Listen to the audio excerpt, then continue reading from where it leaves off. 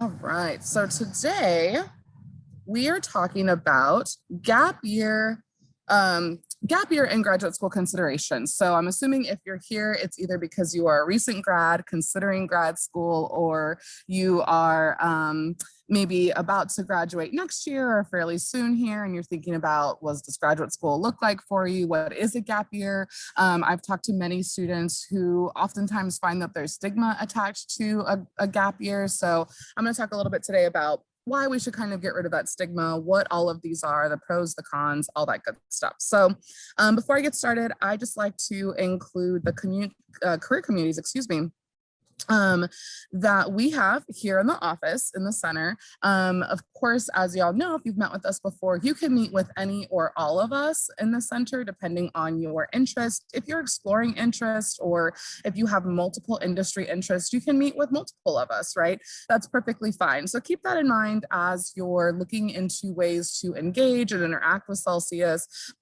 Excuse me, taking a look at our career communities. If there's one that doesn't quite fall into, excuse me, your industry of interest, you'll meet with me and we'll kind of talk about where you might be headed, who you might want to meet with, all that good stuff. So let's jump into it. Before we begin, I want to kind of get your brains flowing, get you thinking about why graduate school or why a gap year, right? So the first thing to think about when you are considering a graduate school program or a gap year is, what are your goals? What are your short-term and your long-term career goals? From there, you kind of want to ask yourself, how is going to graduate school or taking a gap year going to help you achieve those goals, right? Do you necessarily need a degree, a higher level degree, in order to be successful in your career? If not, then what are your alternate options, right? You also want to make sure that you're talking to people in your chosen industry or your industry of interest to say, well, hey, I've read that a graduate degree is necessary, but is it really? In your experience, what degrees or what types of math programs flourish in this industry from there, right? That'll help you kind of make the right decision if a graduate program or if a gap year is the right fit for you, right? Sometimes when you're talking to people and kind of conducting informational interviews, they might tell you work for a little bit before you go into grad school, right? Get some experience, kind of figure out what you're super into, what you're not into, before making that jump and going directly to graduate school after your undergrad program. And then again, like I said, they'll probably tell you like, hey, I have a master's degree in blank. However, people with master's degrees in X, Y, and Z oftentimes are successful in this industry as well. The other thing that you want to ask yourself is, why are you pursuing graduate school? Especially right now, I've spoken to a lot of students who are like, I'll just take some time off by going to graduate school, right? I am applying for different jobs. I'm getting rejection after rejection. I'm not really hitting any good leads. So for me, going to graduate school is a good decision. But you might want to even ask yourself, well, okay, yeah, sure, you're deferring your student loans by going to graduate school, but you might also be incurring more debt. So is that really a good decision? And if so, if you're just kind of burnt out from the job search, what are alternative routes that you can consider? Do you need to take a break from your graduate school, or excuse me, from your job search, right? Instead of going to graduate school. So there's other alternatives that aren't just applying to graduate school to avoid the job market from there. The other thing to kind of ask yourself is, will the graduate degree give you a leg up on the job market? So again, asking people who are actually in that industry, doing research from different trends in your industry, all that good stuff, that's going to help you determine if a graduate degree is actually necessary for your intended career choice, right? So check and see if it's going to help you get a leg up on the job market. And finally, will the graduate program help you meet employers? So just like undergrad, just like here at Trinity, oftentimes grad programs have career services offices, or they have student success offices, right? And it's important to ask those questions before you even apply to the program to say, hey, How do you help graduates from this program? Oftentimes we have students that will come back after they've already pursued a graduate degree and they'll utilize our services. Yes, that is an option for you. However, when you go to graduate school, that graduate school should be equipped to help you meet employers, network with employers, get assistantships or internships or practicums while you're in that program, and be successful from there, because graduate school is only the next step to being a professional, right? So ideally that grad program is going to help you become that professional that you hope to be. Okay, so first things first, when you're thinking about graduate school, create a checklist, right? So it's just like when you're applying to undergrad, it's just like when you are looking at the job search, right? Spreadsheets, checklists, those are the things that are kind of going to guide you, that are helpful or the most helpful in your search. So we have a resource, and what I'll do is I'll email it to everybody at the end of this presentation. It's also on Handshake, but it gives you a timeline of when you should start applying for graduate school if that's something you want to pursue, right? So if it's the spring before your senior year, the summer before your senior year, what should you be doing in order to prepare? So what should go on that spreadsheet is, of course, your schools of interest. So again, treat it like you would your undergraduate degree. You have your safety schools, you have your target schools, you have your dream schools. I oftentimes have students ask me, how many schools should I be applying for?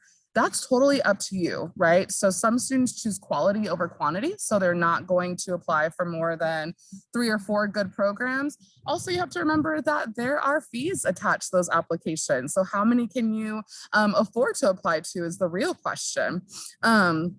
You also want to keep a tab on important dates. So what are application deadlines? When are you taking the GRE? If you're taking it more than once, what is the second date for your GRE? Also remember for those programs, what the median GRE score is, or GMAT or MCAT, right? Depending on what program you're going into, there is a standardized test that you might have to take. Some schools might not need the GRE. When COVID hit, a lot of schools kind of waived that GRE requirement because they realized, it's hard to take a standardized test at home, online, the GRE testing centers were closed. And so a lot of schools just waived that. And so it'd be interesting to see if moving forward, if schools are going to continue to make that optional for applicants, which would be great in my opinion. You also want to see if your graduate program is going to offer or wants you to provide a writing sample. So a writing sample is different than a personal statement or letter of interest. I'm going to talk about those in here in just a little bit. A writing sample is exactly that. It's a sample of your writing. Oftentimes they might say, well, we want a sample of your writing that's not more than 5,000 words or characters in length, right? So they might put a cap on how much you can provide for your writing sample. So you want to make sure that you ask those questions so that it's kind of there, so that you're making sure you're keeping that checklist up to date. If the program does not provide any of this information readily on their website, which a lot of them don't, you can always reach out to the graduate school admissions counselor, the program coordinator. Oftentimes they are like admissions counselors, but they're just specifically for that graduate program, and ask them these questions, right? And they can help you. Ask them questions about what support services they have for students that graduate students can take advantage of, because oftentimes if it's a traditionally undergraduate population, there might not be a lot of services for grad students. So you want to make sure you're asking the right questions. Keep that on your spreadsheet as well. You also want to see if they require a CV or a resume. Oftentimes, grad programs are probably going to require a CV, which is going to be a little bit lengthier than your resume. So then you might say, okay, let me go ahead and transform my resume into my CV, or let me get my CV reviewed and make sure that I'm putting all pertinent information for this graduate school application on the CV from there. You also want to list any other additional application requirements. So the personal statement, letter of interest, and statement of purpose. I'm going to go into the personal statement and the statement of purpose here in a little bit, but essentially they're just expressing your interest in the school, right? In the program itself, telling the reader, which are oftentimes the admissions committee, which is oftentimes the program coordinator, faculty or staff from that program, telling them why you want to pursue not only that program, but that institution, how it relates to your career goals, any impactful moments that kind of gave you that aha moment as to why this career field is for you, right? Telling a story there. And finally, your letters of recommendation. I do want to make a note that if you are asking your faculty for letters of recommendation, give them plenty of time So if you ask them, for example, this summer in June, know that they may not get to it right away, but give them and say, okay, well, I'm asking you now on June 16th.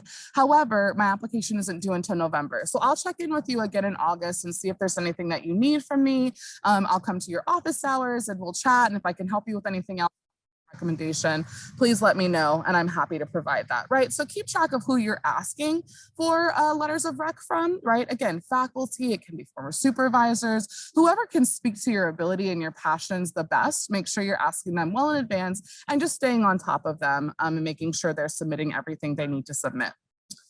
So some considerations for graduate school. Think about geographical location. So where do you want to live post-undergrad and maybe even post-graduation from your master's program, right? If you want to stay in that city or in that state for a while, think about that, right? That can also go on your spreadsheet as well. Think about the length of the program. There are some programs out there that are just 36 credit hours. There's some that are out there like certificate programs that are 18 credit hours. There are some that are lengthier, right? Because you might have to do 2 semesters of practicum on top of coursework, right? So think about how long the program is and if that's something you're willing to commit to for X amount of years after graduation from undergrad. You also want to think about the research interests of faculty. So oftentimes when you're in graduate school, you're participating in some kind of higher level research opportunities with faculty. And so what I always encourage students when I'm chatting with them about graduate school is reach out to the faculty in that program, right? See what their faculty, or excuse me, what their research interests are, and kind of talk with them and say, actually, my research interests are exactly the same. I would love to work with you or work under you if I get admitted to the program. Is there mentoring opportunities or partnership opportunities together for research, right? Make sure that the research interests of the faculty in that program are in line with your own interests and values. Same thing, look at the program and its philosophy, right? So are the values, is the mission of the program, of the institution, is that something that you kind of believe in yourself, right? Make sure that that is all in line with your own values and your own beliefs. Again, experiential learning opportunities. So again, you might have to do a practicum, you might have to do an internship. Well, if that's the case, or you might have to do student teaching, right? If that's the case, how supportive are the faculty, are the staff members in the program in helping you secure that? I remember when I was in graduate school, we were required to have an internship or a practicum, but we didn't really have help securing that. We kind of had to go on our own and find people that would take us in as interns. Of course, we were given like a list of places, but it was all up to us to secure that, right? And so you want to see what opportunities are out there and what support you might receive in securing those experiential learning opportunities.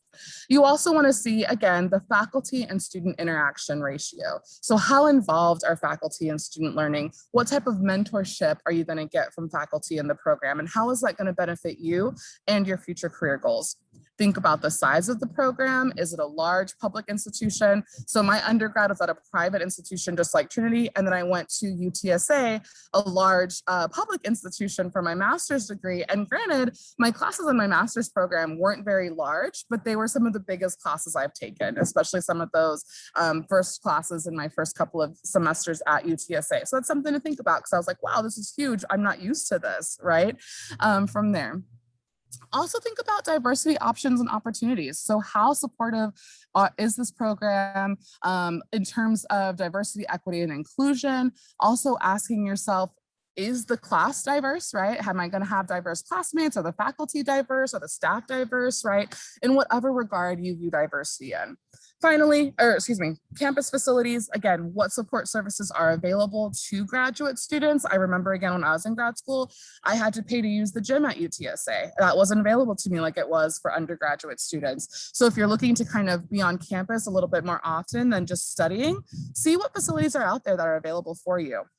Cost and funding. I'm going to talk about this here in a little bit about funding for graduate school, but think about that. So I mentioned some people might say, well, I'm going to pursue graduate school to avoid the job market, but how I'm going to pay for it is strictly through student loans, which is fine, right? If you feel like you want to pursue a graduate degree and getting student loans to pursue it is worth it to you. But I also encourage you to look for outside funding or alternative funding opportunities, because there is a possibility that you can get a majority of your graduate school paid for, or some of it paid for, and not have to incur more student loan debt if you can avoid it, right? So think about the costs and funding. I often encourage students that if you are going to take a break before graduate school, find employers that will offer tuition reimbursement. Oftentimes, employers will pay for a portion of your graduate classes, or they might pay for your degree outright, right? If it's in line with your career goal, which is an amazing benefit to think. If I have to work for this employer for a couple of years, if I get a graduate degree at the very least out of it, that's kind of an amazing opportunity for you from there. Okay, that was an extra slide. So we're going to move through this one. All right, questions so far on kind of graduate school considerations. I'm going to pause here. Looking good. I don't think I see anything.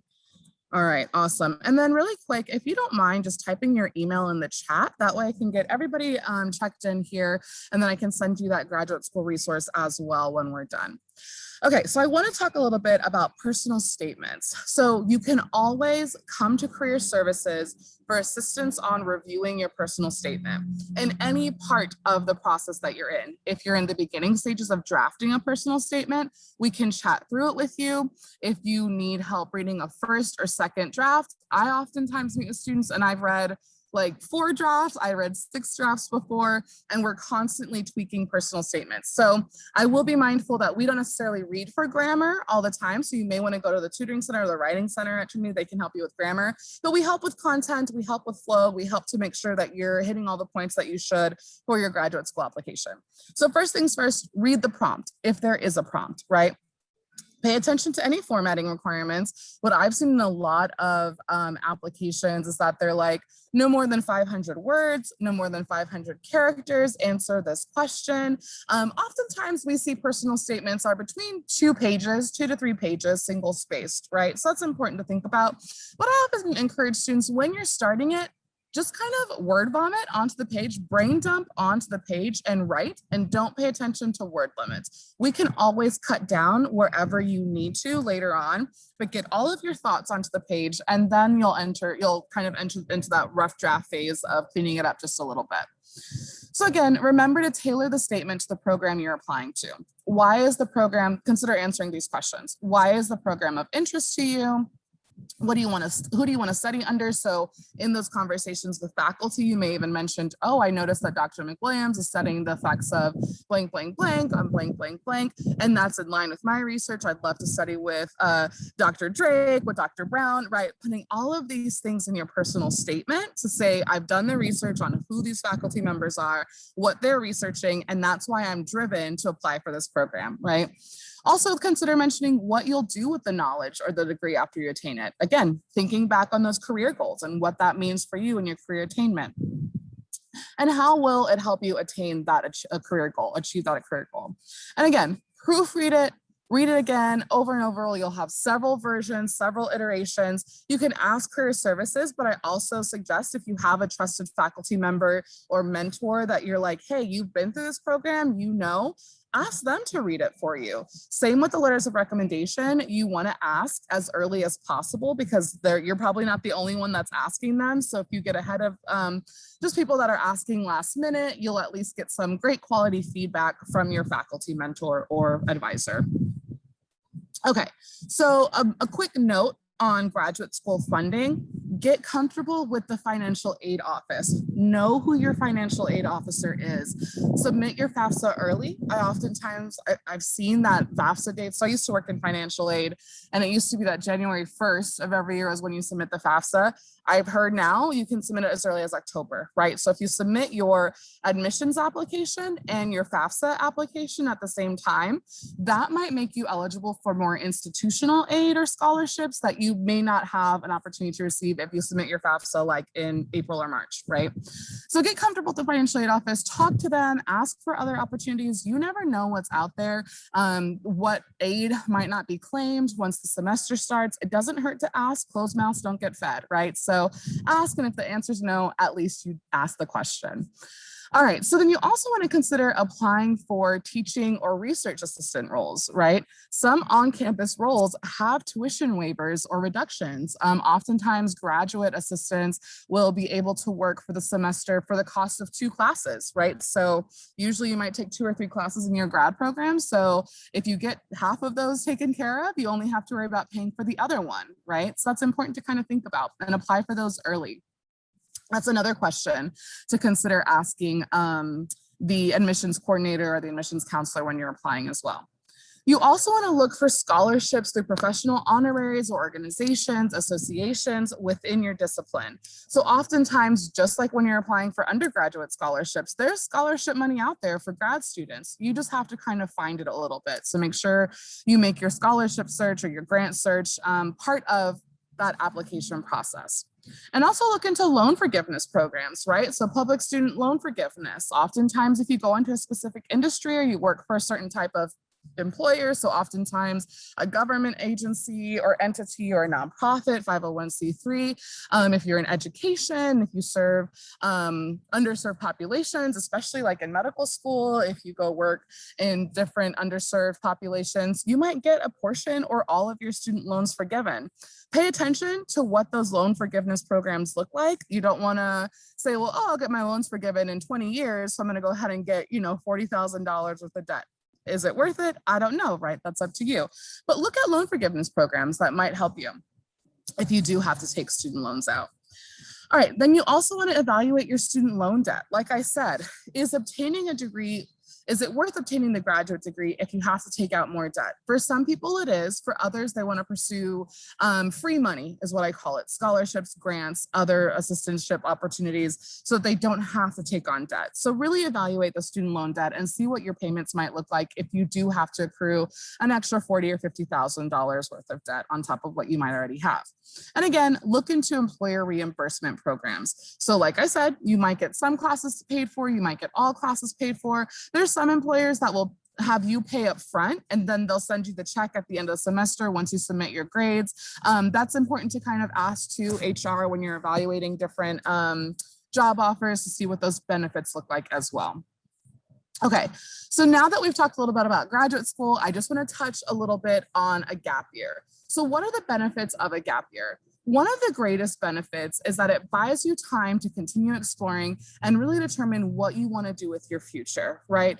Oftentimes when we graduate, we're stuck in this like, okay, I'm moving on to this next phase of my life, but what is it that I really like, right? I know I like studying certain things. I've had a few internships or a few research experiences or part-time jobs that tell me that I might really like that, but how do I know that I like it? Maybe I have to conduct a few more informational interviews to really find out. Maybe I have to volunteer in certain organizations to really find out if this is something that I want to do. So a gap year is great in that it gives you that time to really figure it out. It moves us away from traditional career path expectations. So back when our parents or grandparents were going through school, oftentimes the traditional career path or expectation was that you graduate high school, you go to college, or maybe you get a certificate or some type of degree in that sense. Then you graduate, you go to work, you get married, you start a family, and you retire in 40 years, right? That is like the traditional expectation. And you might hear your parents or your grandparents telling you that, right? So you've graduated, now what? What are you gonna do? Well, a gap year helps us move away from that. And that's what I mean by kind of pushing away from some of those stigmas. It's not a bad thing to take a year or take 6 months to really figure out what you wanna do. We don't want you, or to try out different things, right? We don't want you to jump into a career and feel like, well, I'm stuck here because this is what I chose. We want you to explore. We want you to really figure out what you enjoy. So a gap year, again, helps us move away from that. And finally, it allows you to reflect on your strengths, your interests, and your skills. So it allows you to kind of take a break from academia and to sit back and say, well, during my 4 years at Trinity, here's what I really enjoyed. Here's what I found that I'm really good at. Here's what I'm interested in. Here's where my skill set lies, all that good thing, all those good things, right? So what could a gap year look like?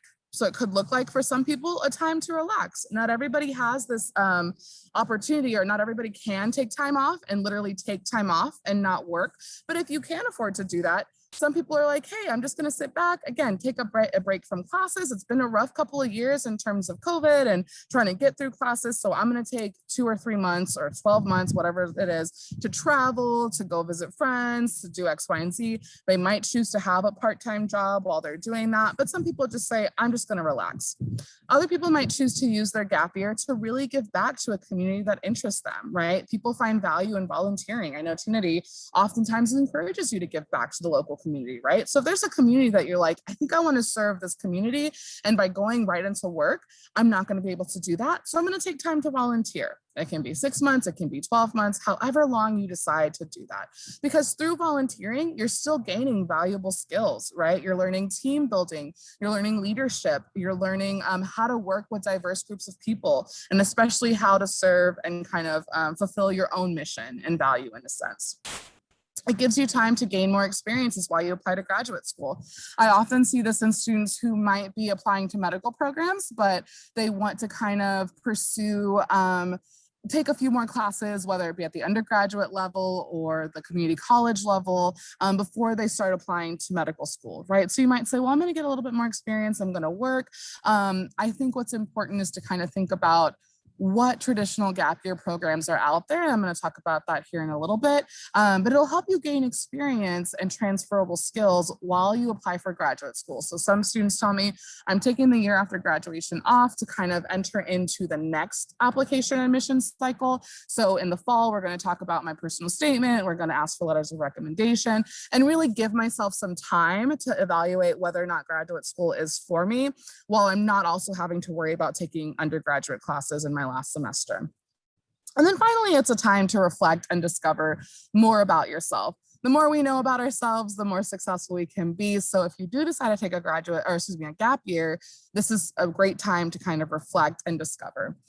So there are several formal gap year programs that you can look into. AmeriCorps is the biggest one. So when I say giving back and volunteering and a year of service, oftentimes you find that through programs like AmeriCorps, Teach for America, City Year is an AmeriCorps program, all of that good stuff. Usually it's a 13-month program that puts you in a high need community or area. And you can let in the application, you can tell them what your interests are, geographic location, where you want to go, and you go and serve that population in a variety of different ways. We've had students that go into teaching, after school programs. We've had people that are doing community gardens or community advocacy, right? So it's really determining what your interests are and how an AmeriCorps program might help you with that too.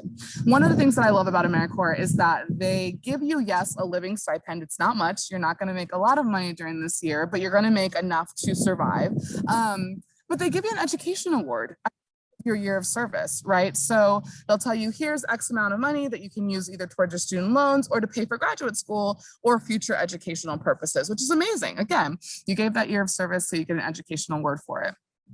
Some of y'all might have heard of the Trinity University Advising Corps. So if there are any recent grads here or alumni, they're actually still hiring. The Trinity University Advising Corps consists of Trinity grads. Usually they're from all over San Antonio. It is an AmeriCorps program, but what they do is they go into local high schools and teach college readiness or preparedness to first-gen students who are in Title I schools typically from that way. And they just teach you about getting ready for the application process, kind of appreciating going to college. They also help you with essays and scholarship searches, financial aid. And again, usually that's a year or two of service from there. And then one of the good things about the College Advising Corps is that you're technically a Trinity employee, so you get benefits as well as if you were a Trinity employee. So you can also look at fellowship programs. So I've sent several emails out to students, but we have like the FAO Schwartz Scholarship, fellowship. There's different branches or just organizations that will provide fellowships that are strictly 13-month programs. So typically when you see a job description, it says this 13-month program, that tells you it's a gap year program, right? It's just that 1 year that you're kind of giving back to the community from there. And again, City Year is another gap year program that we really work with here. They come to our career fairs. and they're a great organization to work with. So if you haven't met with anyone from there, definitely reach out to them. And there's so many more. So if you are interested in a gap year, definitely reach out to us. No matter what industry you're interested in, a gap year can be for you, right? You don't necessarily have to say, well, I'm only interested in nonprofit, or I'm only interested in the humanities or anything like that. You can look into a STEM gap year, you can look into a business gap year. And also, like I said, gap years are meant to help you discover and explore who you are. So even if it's not in your industry of interest and you're like, I just want to give back to my community for a year, you can do that as well. So I hope that that kind of takes away some of the stigma that you might be thinking or hearing about the gap year programs from there. So like I said, I wanted to stay within 30 minutes, and I think I did.